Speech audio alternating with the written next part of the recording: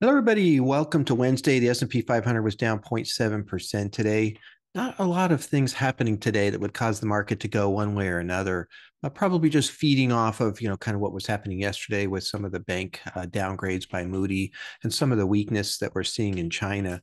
I've been thinking about the China piece a little bit. It's kind of interesting. There's some concern today, especially after they reported that they're actually experiencing deflation, so prices dropping in their consumer sector.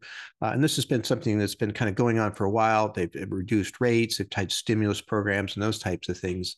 Um, I think it is kind of interesting because, the threat that we're really facing here in the US is inflation. We get our inflation number tomorrow. We are seeing, possibly some decent numbers could come out of that, but we're seeing some increase in energy prices this month, which could affect the reporting for next month. So we'll see how that goes. But nonetheless, if China was really hot right now, I think our inflation numbers could be even more exaggerated. And so having China at this point being the second largest economy, being a little bit soft, isn't a bad thing. So, kind of a soft situation in China versus it actually breaking and falling apart and creating, a global recession. Those are two different things. So at the moment, for what's being reported there, I think it's okay. We'll have to keep our eye on it. I still believe that they would come through with some type of a program to try to get things going and maybe more aggressive than they have so far. So we'll see how that plays out. But nonetheless, the big thing we're waiting for is the CPI report tomorrow. So there's two types, of reporting numbers. Really, there's the headline inflation, which includes everything in that basket, and then there's core inflation, which includes, takes out food and energy.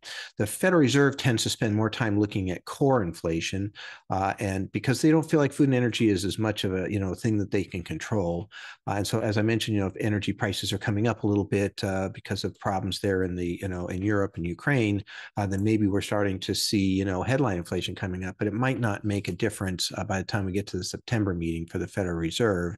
The expectation at the moment is still that the Federal Reserve would pause in September. So we'll see how that goes. But not a lot happening today. I think tomorrow will be much more interesting to see how the market responds to the CPI report. So I'll talk to you then, give you my analysis of kind of what I saw happening. So have a great night, and we'll talk to you tomorrow. Thank you.